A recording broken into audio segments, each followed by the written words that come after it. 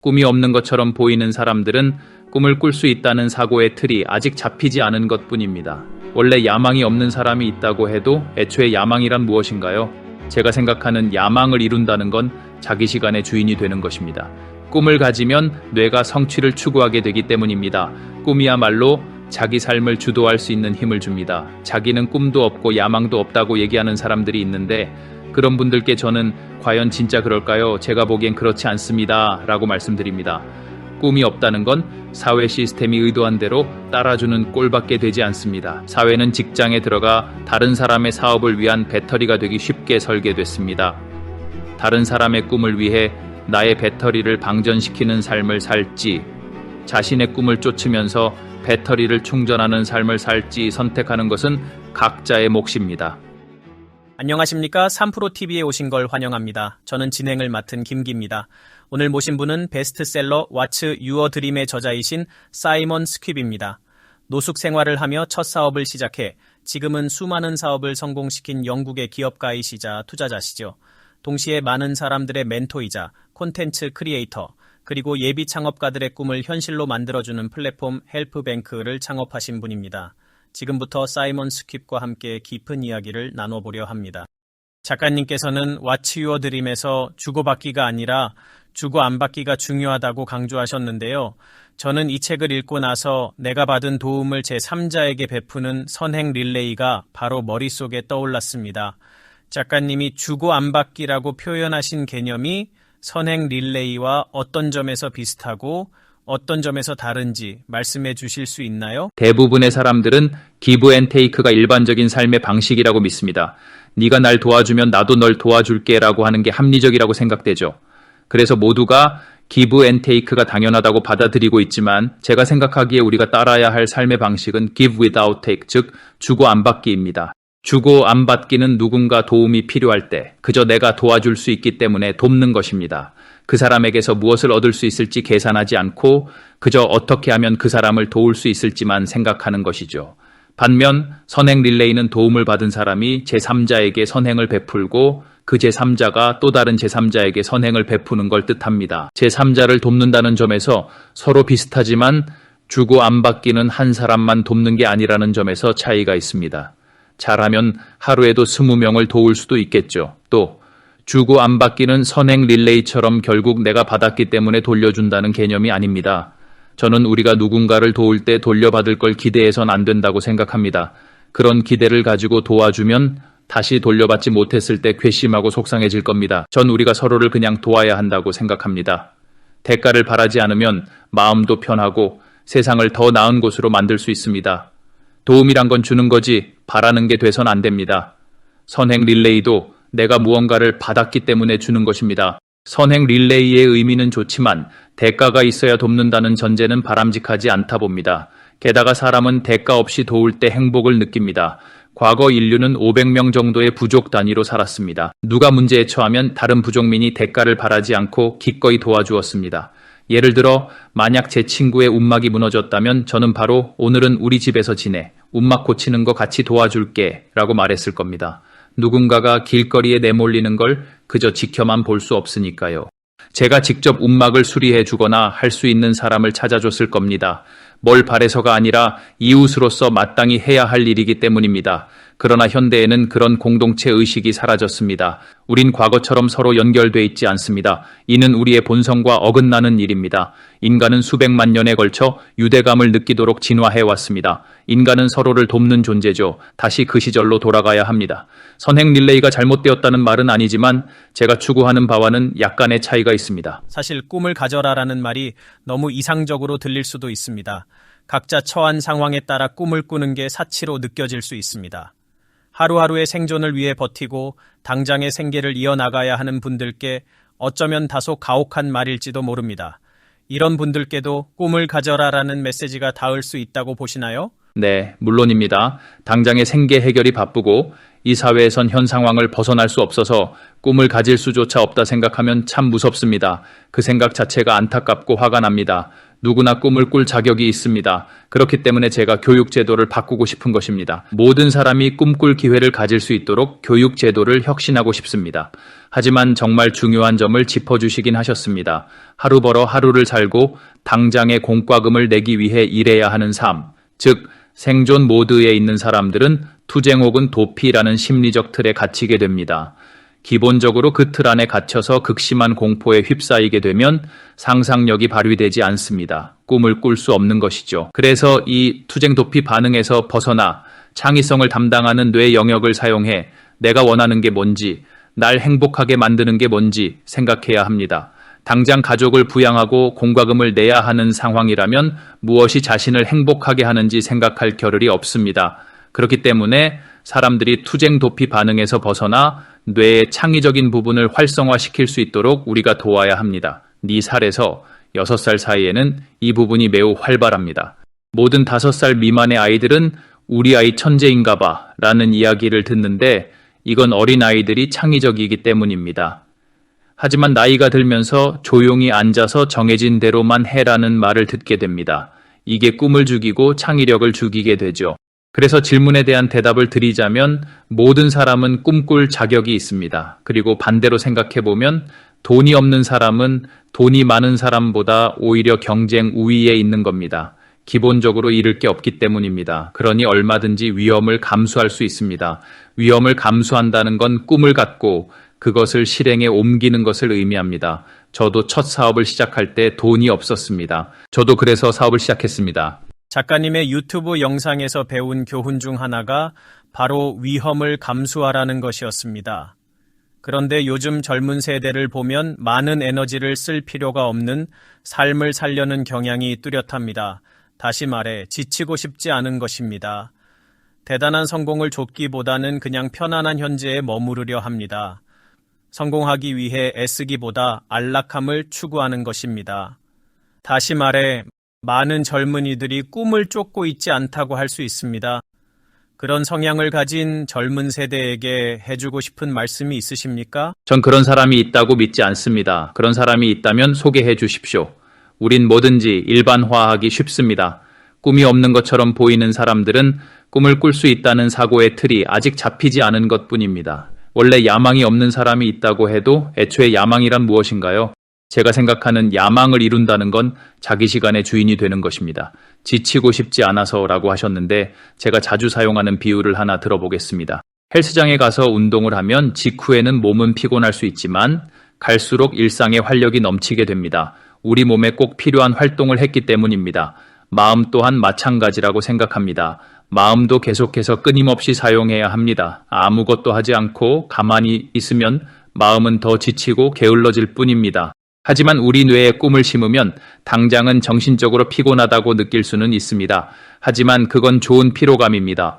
꿈을 가지면 뇌가 성취를 추구하게 되기 때문입니다. 누구나 성취감을 느끼고 싶어 합니다. 그리고 꿈이야말로 무언가를 성취해낼 힘을 줄 수 있습니다. 꿈이야말로 자기 삶을 주도할 수 있는 힘을 줍니다. 자기는 꿈도 없고 야망도 없다고 얘기하는 사람들이 있는데 그런 분들께 저는 과연 진짜 그럴까요? 제가 보기엔 그렇지 않습니다. 라고 말씀드립니다. 물론 그렇게 보이는 사람들이 있긴 해도 그런 사람들은 함정에 빠져 있는 것이고 교육을 통해서 함정에서 빠져나올 수 있습니다. 만약 그 사람들이 제가 깨달은 바를 깨닫고 제 책을 읽었다면 그렇게 생각하지 않을 겁니다. 꿈이 없다는 건 사회 시스템이 의도한 대로 따라주는 꼴밖에 되지 않습니다. 사회는 직장에 들어가 다른 사람의 사업을 위한 배터리가 되기 쉽게 설계됐습니다. 다른 사람의 꿈을 위해 나의 배터리를 방전시키는 삶을 살지, 자신의 꿈을 쫓으면서 배터리를 충전하는 삶을 살지 선택하는 것은 각자의 몫입니다. 하지만 제 생각은 이렇습니다. 제가 지금껏 만나본 바로는 성공하고 싶은 마음이 없단 청년들과 직접 대화를 해보면 진짜 야망이 없는 게 아니란 걸 알게 되실 겁니다. 그들의 마음속에서 야망이 무엇인지 제대로 정의되지 않았을 뿐입니다. 네, 그렇군요. 이번에는 조금 다른 질문을 드리려 합니다. 작가님 영상을 보고 배운 또 다른 내용은 어떤 사업을 시작할 때 반드시 블루오션을 찾거나 특정한 기발한 사업 아이디어가 있어야만 하는 것은 아니라고 하셨습니다. 그보다는 자신이 좋아하는 일을 시작해야 한다고 하시면서 작가님이 좋아하시는 일은 사람들을 돕는 거라고 말씀하셨죠. 작가님이 사람들을 돕는 걸 좋아하시게 된 이유나 계기가 있을까요? 우선 저는 사람을 돕고 싶어 하는 마음이 우리 모두에게 내재되어 있다고 생각합니다. 하지만 전쟁이나 살인 같은 나쁜 뉴스로 가득한 미디어 때문에 우리는 인간을 부정적으로 보게 됐죠. 나쁜 뉴스를 너무 접하다 보니 인간은 악하다고 생각하게 되고 무의식적으로 사람은 믿을 게 못 된다고 느끼게 된 겁니다. 하지만 아까 말씀드렸듯 우리 인간은 서로를 도우려는 본능 덕분에 아주 오랫동안 생존할 수 있었습니다. 그러므로 우린 각자의 부족을 만들고 사람을 돕는 게 얼마나 자연스러운 감정인지 직접 느껴봐야 합니다. 제가 사람들을 돕는 이유는 바로 기분이 좋기 때문입니다. 제가 쓸모 있는 사람이고 제 존재가 인정받는 느낌이 듭니다. 이런 이기적인 동기 때문이죠. 저는 이게 전혀 나쁘다고 생각하지 않습니다. 저는 우리가 이기적인 동기를 가지고 타인의 도움을 주는 삶을 살아야 한다고 생각합니다. 저는 정말 수천 명의 사람들을 인터뷰했습니다. 무엇이 사람을 행동하게 만드는지에 대해 아마 인류 역사상 가장 큰 규모로 한 설문조사일 겁니다. 그리고 결과를 보니 흥미롭게도 삶을 즐기는 사람들은 대개 다른 사람을 돕는 직업을 가지고 있었습니다. 제가 만나본 진정으로 자신의 삶을 즐기는 사람들을 떠올려 보면 그 사람들 어떤 방식으로든 다른 사람들을 돕고 있었습니다. 남을 돕는 일은 우리를 행복하게 만들어줍니다.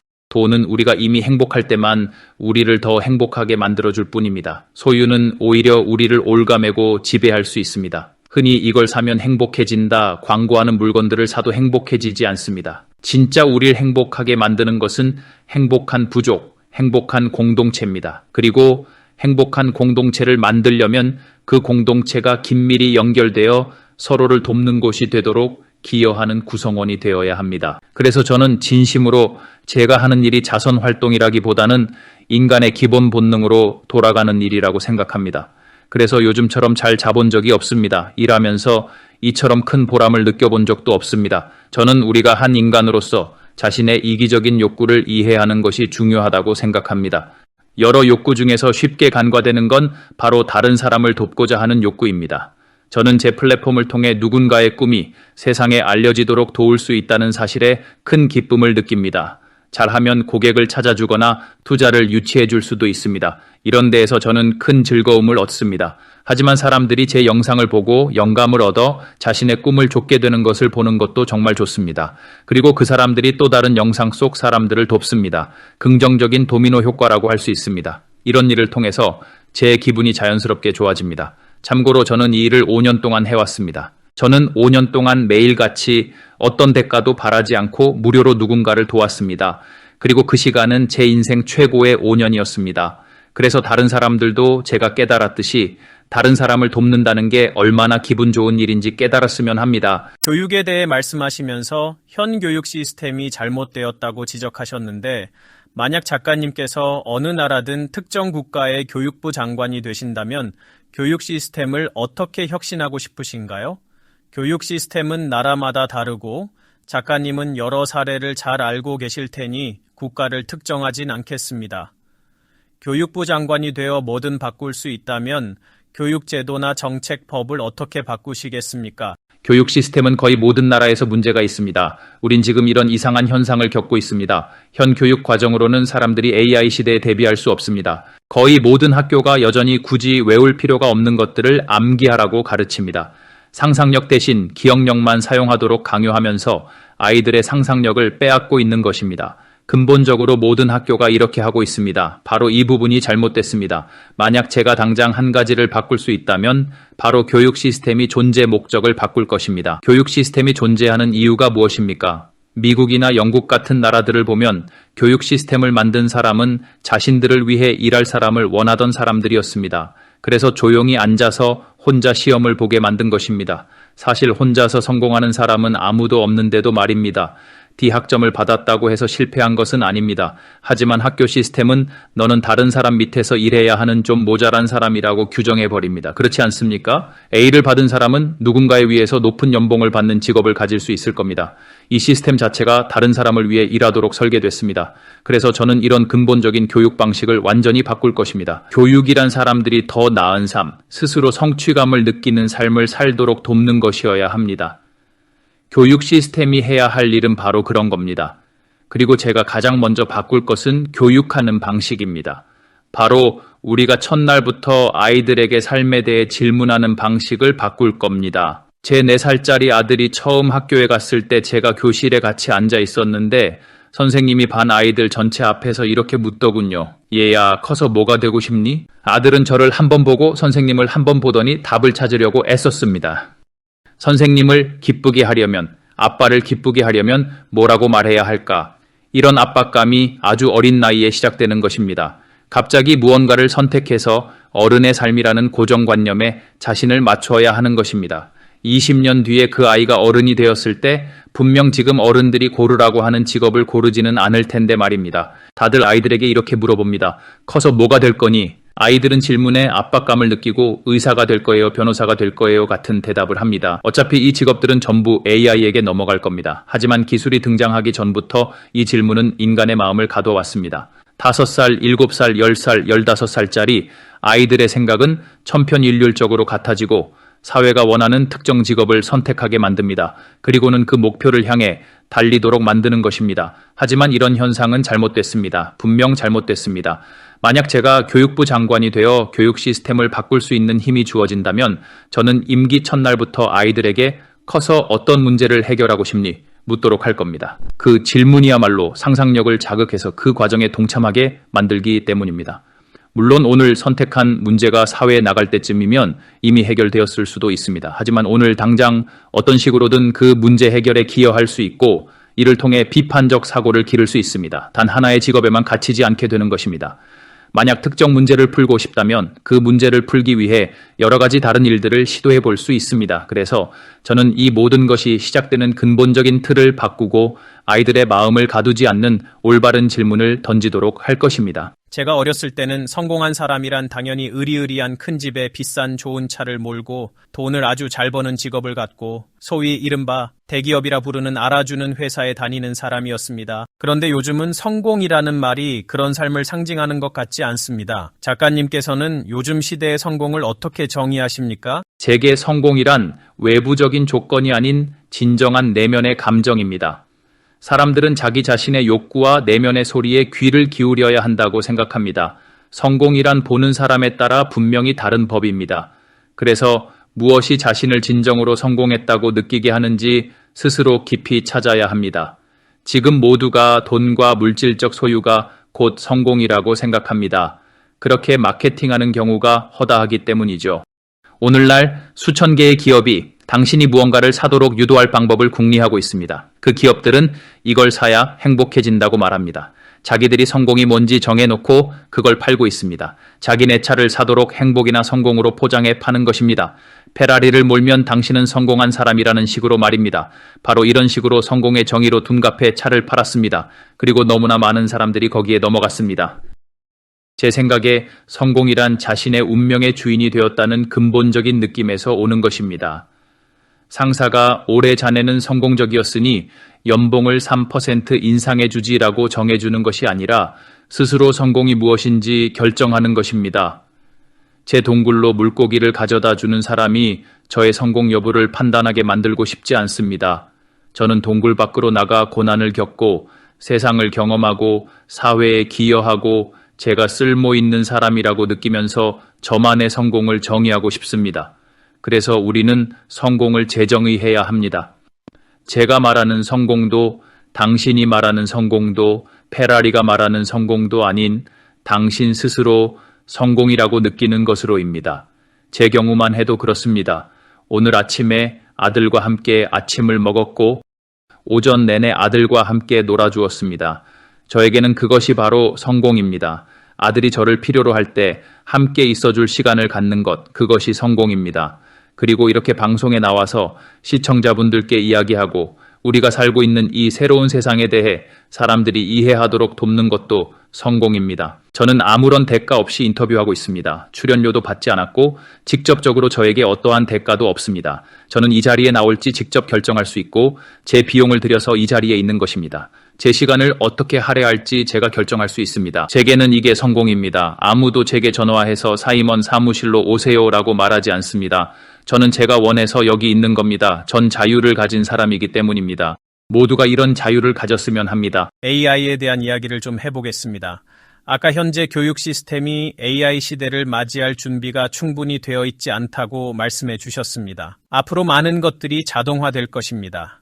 AI가 우리를 지배하게 될까봐 우려하는 목소리도 커지고 있습니다. 어떻게 보면 AI가 등장하면서 사람들의 꿈이 더 작아질 거라 보십니까? AI에 대해서는 저도 할 말이 많습니다. AI를 둘러싼 많은 것들이 사람들을 혼란스럽게 만들고 있습니다. 그리고 저는 그게 계략의 일부라고 생각합니다. 그렇지 않습니까? 사람들을 혼란에 빠뜨린 다음 AI가 일자리를 빼앗을 때까지 일하게 만드는 것입니다. 그래서 많은 고용주들은 사람들이 이런 현실을 깨닫기를 원치 않습니다. 권력을 쥔 자들은 AI 시대를 어떻게 통제할지 방법을 찾을 때까지 사람들이 계속 트럭을 몰고 물건을 진열하고 하던 일을 계속하기를 바라고 있습니다. 하지만 저는 AI가 인류를 해방시킬 잠재력이 있다고 생각합니다. 우린 AI를 적극 수용해야 합니다. 저는 최근 What's Your Dream라는 앱을 출시했습니다. 그 앱에 들어가면 AI인 저에게 말을 걸고 대화를 나눌 수 있습니다. 그리고 그 대화는 마치 저와 직접 이야기하는 것과 똑같습니다. 저는 제 자신을 AI로 대체한 최초의 인플루언서입니다. 최초 타이틀을 얻어 유명해지려고 이러는 게 아닙니다. 사람들을 돕기 위해서입니다. 사람을 도울 수 있다면 저를 대체할 기술이라고 해도 도입할 것입니다. 그리고 그럼 아들과도 더 많은 시간을 보낼 수 있습니다. 이 앱을 만든 건 사람들이 이 기술이 얼마나 엄청난지 깨닫게 하기 위함입니다. AI 버전의 저와 대화해보면 목소리도 저와 똑같고 어떤 면에서는 실제 저보다 더 명료하게 말할 겁니다. 그렇습니다. AI 사이먼은 어젯밤에 아내와 다투지 않았습니다. 실제 오늘의 저는 그저께만큼 빠릿빠릿하지 않을 수도 있지만 AI는 언제나 똑같습니다. AI 사이먼은 제가 3년 반 동안 한 대화를 3주 만에 사람들과 나눴습니다. 인간 사이먼이라면 3주 만에 3년 6개월간의 대화를 나누는 건 불가능합니다. 따라서 AI는 인류에게 진정한 풍요와 시간적 자유를 줄 수 있는 기회를 주는 기술이라고 생각합니다. 문제는 사람들이 이 흐름에 동참하지 않고 대기업들이 모든 기회를 독차지하도록 내버려 둔다는 것입니다. 그렇게 되면 결국 우리는 기본소득을 받기 위해 그 거대 기업들에게 구걸해야 하는 상황이 올 것입니다. 우리에게는 적절한 규제가 필요합니다. 통제와 장기적인 계획이 필요합니다. 사람들을 교육해서 자유로운 인간으로 만들어야 합니다. 사람들에게 자신만의 만족스러운 삶을 살아갈 수 있는 지식을 주어야 합니다. AI를 활용해서 교육 시스템을 완전히 뜯어 고쳐야 합니다. 지금 바로 해야 합니다. 그렇지 않으면 어떻게 될까요? 두 가지 시나리오를 예상할 수 있습니다. 긍정적인 시나리오와 부정적인 시나리오 두 가지입니다. 긍정적인 시나리오는 AI 덕분에 지난 100년간 어쩔 수 없이 해왔던 모든 따분한 일에서 인류가 해방되는 것입니다. 우리는 세금을 내고 세금은 무기를 샀거나 부자들이 권력을 장악하기 위해 하는 일에 쓰입니다. 저는 AI가 우리를 그런 것들로부터 자유롭게 해주고 사람들이 애초에 하지 말았어야 할 일들로부터 해방시켜 줄 수 있다고 생각합니다. 반대로 제가 두려워하는 AI의 부정적인 측면은 20명 정도의 소수가 AI를 독점하고 정부가 국민을 지원하는 데 필요한 돈이나 권력을 그 소수에게서 얻을 수 없게 되는 상황입니다. 그러면 사람들은 말 그대로 아무 목적도 없는 좀비처럼 되어버릴 것입니다. 어떤 메타 유니버스에 접속된 채로 돌아다니면서 그 기업들이 돈을 버는 상품과 서비스를 위한 광고 수단으로 전락하게 될 것입니다. 사람들이 사회에 작용하는 여러 역학관계와 변화 흐름을 인지하고 대비해야 한다고 생각합니다. 그 첫걸음은 제 앱을 한번 사용해 보는 것입니다. 이 기술이 무엇을 할 수 있는지 깨닫고 더 나은 삶을 위해 어떻게 활용할 수 있을지 모색해야 합니다. 지금 하신 말씀과 관련해서 매우 흥미로운 점이 있어 번외로 질문을 하나 드리려 합니다. 자신을 AI로 대체하여 활동하시는 최초의 인플루언서이신 점이 참 인상적인데요. AI 사이먼이 정말 다양한 질문에 답하는 과정에서 혹시 의도치 않게 잘못된 메시지나 또는 적절하지 않은 해결책을 제시하게 될 수도 있다는 그런 걱정을 해보신 적은 없으신가요? 실수하지 않는 인간은 없습니다. 저도 사람이기 때문에 의도치 않게 사람들에게 잘못된 조언을 할 수 있습니다. 왜냐하면 모든 사람의 삶과 배경이 다르기 때문입니다. 따라서 사람들은 모든 것을 그대로 받아들이기보단 의구심을 품어볼 수 있어야 합니다. 제가 무슨 말을 하든 누가 무슨 말을 하든 그 말이 각자의 상황에 맞지 않을 수도 있기 때문입니다. 모든 사람이 자기 시간의 주인이 되어야 합니다. 모두가 시간을 파는 것이 아니라 시간을 사는 법을 배워야 합니다. 모두가 돈이 어떻게 작동하는지 이해해야 합니다. 모두가 파트너와 깊고 정직한 관계를 맺어야 합니다. 하지만 모두가 이 방식대로 살고 싶지는 않을 것입니다. 그럼에도 이 방식이 저를 비롯한 많은 다른 사람들에게 효과가 있다는 것을 압니다. 제 생각과 행동을 학습한 AI라면 당연히 저와 비슷한 결점이 있는 조언을 할 겁니다. 하지만 저는 정체 모를 출처의 조언보다는 차라리 제가 아는 사람의 결점 있는 조언을 듣겠습니다. 인터넷 정보를 긁어모은 오픈 AI 같은 툴들은 어디서 데이터를 가져오는지, 어떤 성향인지 알 수가 없습니다. 인종차별적인지, 개방적인지, 아니면 인터넷에 떠도는 잘못되고 품질 낮은 정보를 보고 이야기하는지 알 수 없습니다. 저는 현재 AI가 어떤 데이터를 기반으로 하는지 전혀 모릅니다. 그러나 특정 개인에게서 얻는 정보는 적어도 그 출처라도 알 수 있지 않습니까? 그러면 사람의 결점이 무엇인지 알 수 있습니다. 제게 생존자 편향이 있다는 것도 아시고 계십니다. 그래서 적어도 기준점은 있는 것입니다. 저라면 사업에 관해서는 제 조언을 따르겠지만 정신건강 같은 문제에 대한 조언은 듣지 않을 것입니다. 그 분야는 제가 잘 모릅니다. 하지만 사업에 관해서라면 제가 모르는 건 없습니다. 저는 제가 현재 전 세계에서 사업 분야에 가장 정통한 사람 중 한 명이라고 생각합니다. 사업에 관한 것이라면 모든 것을 압니다. 하지만 그 외의 거의 모든 분야에 대해서는 저는 아는 게 아무것도 없습니다. 예를 들어 환경 문제를 해결하고 싶으신 분들께는 제가 사업 모델은 제시할 수 있을 겁니다. 물론 전 기후 변화에 대해선 잘 모릅니다. 그러나 정보의 출처가 저라는 걸 알면 도움이 됩니다. AI가 중요해지는 시대에 필요한 우리의 자세라고 생각합니다. 우리는 AI가 어떤 성향인지 알 필요가 있습니다. 우리는 이런 현상이 여러 플랫폼에서 나타나는 것을 이미 봤습니다. 예컨대 XAI는 특정한 성향을 가지고 있습니다. 저는 앞으로 AI가 그런 식으로 될 거라 생각합니다.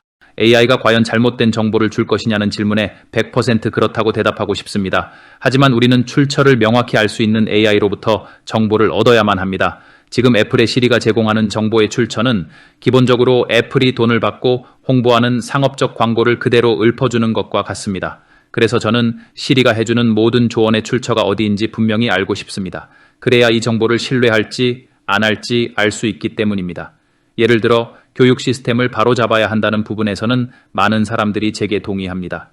하지만 부동산 사업이 사기라는 제 생각에 동의하지 않는 사람들도 있습니다. 부동산은 하나의 사업으로 봤을 때 사회에 해를 끼치는 사업입니다. 많은 사람들이 제 의견과 다르지만 그래도 괜찮습니다. 그건 지극히 정상적인 일입니다. 하지만 적어도 제가 어떤 입장을 취하는지는 아시는 것입니다. 그래서 제 AI에게 부동산에 대해 질문하면 부동산에 투자하지 말라고 답할 것입니다. AI가 말했다고 그게 옳다는 게 아닙니다. 그건 그저 제 의견일 뿐입니다.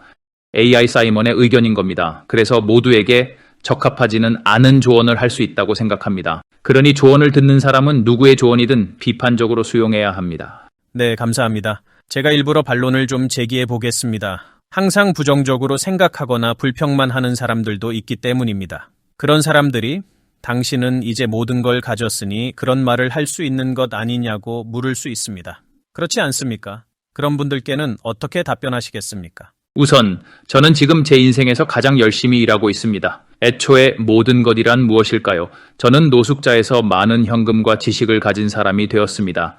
제 지식은 저에게 아주 큰 자산입니다. 그래서 저는 아무것도 없이 시작하는 사람은 사실상 없다고 생각합니다. 모든 사람에겐 독창적이고 유일무이한 자기 자신이 있기 때문입니다. 그래서 저는 많은 부분이 마음가짐에 달려 있다고 봅니다. 제 경우를 말씀드리면 저는 가난했을 때보다 지금 오히려 더 많은 위험을 감수해야 합니다. 지금은 아이도 있고 많은 직원들에게 매달 급여를 줘야 하는 등의 책임져야 할 것들이 많습니다. 그래서 아무것도 없었을 때보다 모든 것을 가진 지금이 오히려 더 책임감이 무겁습니다.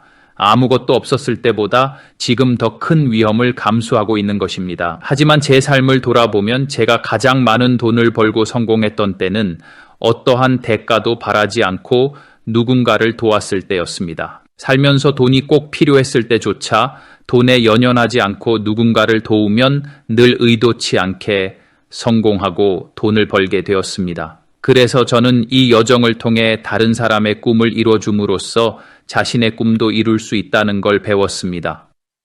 세상에 가치를 더하고자 노력하다 보면 그 가치에 대한 보답이 의도치 않게 자신에게 돌아오게 되어 있습니다. 그러니 이건 제가 지금 부자라서 사람들을 도우라고 말하는 게 아닙니다. 35년간 사업을 해온 사람으로서 말씀드리는 이야기입니다. 저는 맨손으로 시작해 무언가를 이뤘고 그 과정에서 부자든 가난하든 누구나 할 수 있다는 아주 중요한 사실을 깨달았습니다.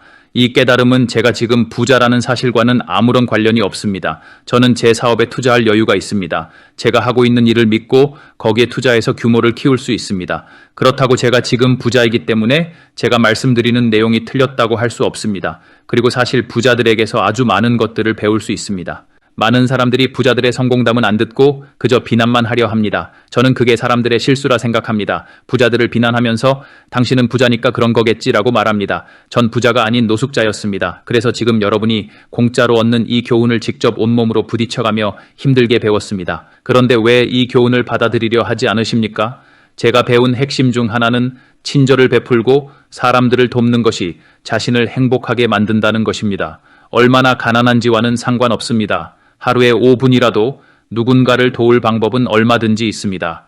그저 어느 노숙자의 이야기를 그저 들어주거나 인스타그램 스토리에 누군가의 아이디어를 공유해 줄 수도 있습니다. 돈이 전혀 들지 않는 일입니다. 바로 오늘 누군가를 도울 수 있습니다. 그러니 저 부자니까 저런 말 하는 거지 라고 하는 대신 한번 시도해 보십시오. 한번 해보십시오. 제 말이 맞는지 확인해 보십시오. 스스로가 더 행복해지고 나아지고 강해지는지 느껴보십시오. 대가 없이 남을 돕는 것은 결국 나를 위한 것이 됩니다. 제가 부자라는 사실이 당신이 친절을 베풀지 않는 핑계가 돼선 안 됩니다. 네, 감사합니다.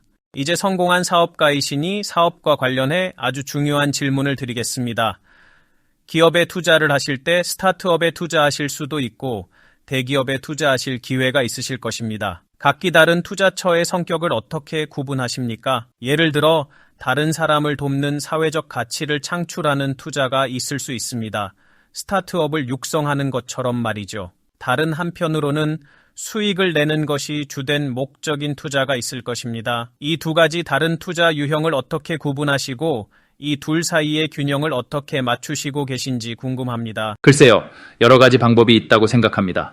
사실 지금 하시는 질문은 비즈니스 모델에 관한 것이라고 생각합니다. 말하자면 현재 시장에는 크게 세 가지 유형의 비즈니스 모델이 있다고 봅니다. 첫 번째는 자선 모델입니다. 자선 모델은 대부분의 경우 기부에 의존해 자금을 모으고 그 돈을 세상을 더 나은 곳으로 만드는 데 사용합니다. 예를 들어 노숙자를 돕는 일 등이 있을 수 있겠죠. 그리고 두 번째는 영리 모델입니다. 영리 비즈니스 모델은 오로직 주주들을 위해 돈을 버는 것을 목적으로 설계된 기업들입니다. 구글 같은 기업을 꼽을 수 있죠. 가능한 한 오랫동안, 가능한 한 많은 돈을 버는 것을 목표로 합니다. 그리고 새로운 세 번째 모델이 등장하고 있습니다. 제가 속해 있는 모델인데 아주 기대가 되는 모델이죠. 바로 제로 모델입니다. 기본적으로 공익을 위한 영리 추구라고 할 수 있습니다.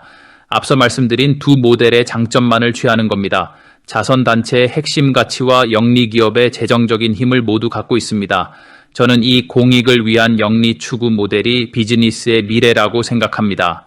기업들은 서로 앞다퉈 AI를 개발하고 있는데 결국 이 기업들도 AI가 가져올 문제를 해결하는 일에 동참할 수밖에 없습니다. AI가 수많은 일자리를 빼앗아갈 것이기 때문입니다. 기업이 해결책의 일부가 되어야 합니다. 예를 들어 영국에서 스타벅스는 세금을 한 푼도 내지 않습니다. 옳지 않습니다. 이런 기업들은 변해야 하고 그렇지 않으면 더 나은 기업으로 대체되어야 합니다.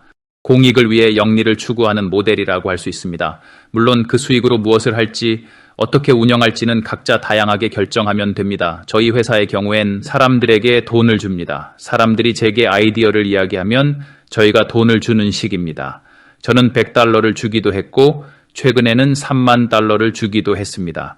그 사람이 꿈을 현실로 만드는데 얼마나 필요한지에 따라서 달라지죠. 그리고 저희는 그 꿈에 대한 영상을 만듭니다. 그리고 대부분의 경우 그 영상에서 나온 수익으로 저희가 지원했던 돈을 다시 회수합니다. 헬프뱅크는 일종의 순환 경제 모델입니다. 이뿐만 아니라 저희는 브랜드 계약이나 파트너십을 통해 수익을 얻기 때문에 개인에게 저희가 도와준 대가를 청구하지 않습니다. 저희는 개인에게는 돈을 받지 않지만 제품 마케팅을 원하는 기업에게는 비용을 청구합니다. 그렇게 얻은 수익으로 저희는 헬프뱅크닷컴과 같은 인프라를 구축하고 사람들에게 무료로 도움이 되는 교육 콘텐츠를 제작할 수 있습니다. 그 수익으로 지식과 커뮤니티를 구축하고 사람들이 꿈을 실현하는 데 자금을 지원합니다. 이 모든 서비스를 제공하면서 저희는 사람들에게서 회사의 지분을 요구하거나 서비스 비용을 전혀 받지 않습니다. 그럼에도 저희는 사람들에게 지식도, 돈도, 커뮤니티 접근권도 이 모든 것을 완전히 무료로 제공해드립니다. 이것이 저희 사업의 중요한 하나의 큰 축입니다. 그리고 저는 어떤 사업에 투자할지 결정할 때 개인적으로 이 사업이 과연 인류의 진정으로 도움이 되는가? 라는 질문을 합니다. 예를 들어 저희는 최근 러버블이라는 혁신적인 플랫폼에 투자했습니다. 이건 어떤 앱을 만들어 달라고 말로 설명하면 인공지능 기술로 그 앱을 바로 직접 만들어주는 혁신적인 앱입니다. 저는 그 사업에 투자했습니다. 이는 단순히 금전적인 수익만을 기대해서 하는 투자가 아닙니다. 저희가 투자를 하는 대신 저희는 일정 부분의 지분을 확보합니다. 그리고 그 지분으로 얻은 수익은 다시 많은 사람들의 꿈을 지원하고 필요한 인프라를 구축하며 사람들이 정말 좋아하는 일을 무료로 할 수 있도록 돕는 데 사용됩니다. 결국 이는 궁극적으로 지식과 유용한 콘텐츠를 생산하고 건강한 공동체를 형성하는 데 투자하는 것입니다. 물론 꿈을 가진 대부분의 사람들, 예를 들어 강아지 산책 사업을 하고 싶어 하는 분들이 있다면 저는 그게 아주 멋진 라이프스타일 사업이라고 생각합니다. 저는 그런 사업의 지분을 갖고 싶지는 않습니다. 그저 그분들이 그 꿈을 실현하도록 돕고 싶을 뿐입니다. 하지만 러버블은 다릅니다. 유럽에서 가장 빠르게 성장하는 테크 기업이고 역사상 가장 매출 성장을 기록한 회사입니다. 8개월 만에 연간 반복 매출이 0에서 1억 달러가 됐습니다. 이러한 성과를 이룰 건 단 8개월 만입니다. 그러니 당연히 이 사업은 금전적 수익을 위한 투자라고 할 수 있습니다. 하지만 도의 공방을 열려는 사람에게 투자할 때는 수익을 얻으려 하지 않고 얻을 필요도 없습니다. 제가 강의를 파는 사람들을 좋아하지 않는 까닭이죠. 돈이 벌고 싶었다면 제 사업을 했을 겁니다. 누군가를 돕는 대가로 돈을 받을 필요가 없습니다. 작가님께서는 지금까지 수백 수천 편에 달하는 수많은 촬영 경험이 있으시고 인터뷰도 그동안 꾸준히 많이 해오신 걸로 알고 있습니다. 혹시 최근에 촬영하신 방송이나 영상 중에서 특히 마음이 가시거나 이게 정말로 진정한 나의 모습이다라고 느끼신 게 있으실까요? 내가 정말 꾸밈없이 임하고 가장 진솔하게 이 영상을 찍었다. 유독 마음에 특별히 기억으로 남는 영상이 혹시 있으십니까? 있으시다면 어떤 영상인가요? 저는 단 한 번도 다른 사람인 척 연기한 적이 없습니다. 5년 전 이 일을 시작했을 때부터 그저 제 모습 그대로 제 과거의 아픈 이야기를 하고 제가 아는 것, 본 것, 그리고 사람들에게 도움이 될 거라 생각하는 것들을 설명해 왔습니다. 그래서 어떤 방송에서도 늘 진솔했습니다. 제가 만드는 모든 콘텐츠가 바로 저 자신입니다. 물론 제가 완벽하지 않을 때도 있고 오늘 인터뷰처럼 가끔 좀 흥분할 때도 있습니다. 아마 마치 새로운 나라, 새로운 시장으로 뻗어나가는 기분이 들어서가 아닐까 싶습니다. 제가 하는 일을 통해 도움을 받을 수 있는 또 다른 사람들을 만날 수 있기 때문에 제 메시지를 분명히 전달해야겠다는 마음이 컸습니다. 그래도 저는 항상 제 자신이었습니다. 여전히 부족한 점도 많습니다. 바로 이 인터뷰에서 보신 모습이 그대로의 제 모습이라고 말씀드리고 싶습니다. 유튜브에 올린 24시간 26분짜리 영상이 하나 있는데 그 영상에 기본적인 제 사고방식의 틀이 다 담겨져 있습니다. 제 모든 사업 지식, 제가 아는 모든 것의 뼈대라고 할 수 있죠. 그 영상을 녹화할 때 3시간 동안 한 번도 중간에 멈추지 않고 논스톱으로 촬영했습니다. 그 영상은 전 세계 유튜브에서 가장 인기 있는 비즈니스 영상이 되었습니다. 조회수가 1,400만 회에 달합니다. 전 세계 유튜브에서 가장 인기 있는 비즈니스 영상입니다. 그 영상이 사람들의 마음에 와닿는 이유는 제가 아는 모든 것을 그냥 나누었기 때문이라고 생각합니다. 강의를 팔려고 하는 게 아니었습니다. 저만의 특별 VIP 패키지를 추가로 판매하지도 않습니다. 저는 그저 제가 15살에 사업을 시작해 50살이 되기까지 배운 모든 것을 솔직하고 정직하게 있는 그대로 여러분께 무료로 공유할 뿐입니다. 제가 아는 것을 나눠드리려는 게 유일한 목적이었기 때문에 그렇게 잘 됐다고 생각합니다. 아무것도 숨기지 않죠. 사실 제가 작가님 채널에서 가장 먼저 본 영상이 바로 그 영상이었습니다. 그 내용이 정말 인상 깊었고 공유해주신 말씀 덕분에 많은 위로와 깨달음을 얻어 감사한 마음이었습니다. 혹시 제가 앞서 드린 질문이 혹시라도 실례가 되었다면 사과드립니다. 아마 가장 기억에 남는 영상이라고 여쭤보는 게 훨씬 더 적절하고 흥미로운 질문이었을 것 같습니다. 이제 마지막으로 한 가지 질문을 드리도록 하겠습니다. 아직 자신의 진정한 꿈을 찾지 못한 분이나 혹은 꿈이 무엇인지 명확히 정해 내리지 못한 분들이 꽤 많이 있을 거라고 생각합니다. 혹시 이런 분들께 한 문장으로 조언을 해주신다면 어떤 말씀을 해주시겠습니까? 이런 분들께 어떤 메시지를 전달하고 싶으신가요? 그분들께는 꿈을 가진 사람들과 어울리라고 말씀드리고 싶습니다. 꿈은 전염성이 있기 때문에 꿈이 어떤 건지 보게 될 겁니다. 꿈을 찾도록 영감을 주는 사람들 곁에 머무르십시오. 꿈은 분명히 있습니다. 그리고 꿈이 꼭 특별할 필요는 없습니다. 거창하고 대단한 아이디어일 필요도 없습니다. 그저 옳다고 느껴지는 것이면 됩니다.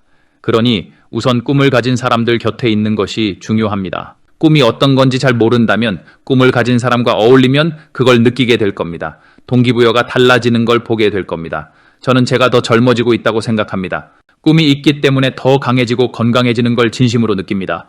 사람들이 꿈이 어떤 모습인지 직접 보게 되면 자기 안에서 무엇을 찾아야 할지 알게 될 거라고 생각합니다. 네, 정말 감사합니다. 한국에도 저를 포함해서 작가님의 책을 사고 유튜브 채널을 챙겨보는 팬분들이 아주 많습니다. 오늘 인터뷰를 통해 어쩌면 꿈을 찾게 되었을지도 모를 시청자분들과 한국 팬분들께 따뜻한 격려의 말씀을 해주시면 좋을 것 같습니다. 네, 저는 24살 때 홍콩과 중국으로 갔습니다. 그 전까지는 평생 영국에서만 살았었죠. 그리고 중국에서 살아보면서 우리 모두가 똑같은 사람이라는 것을 깨달았습니다.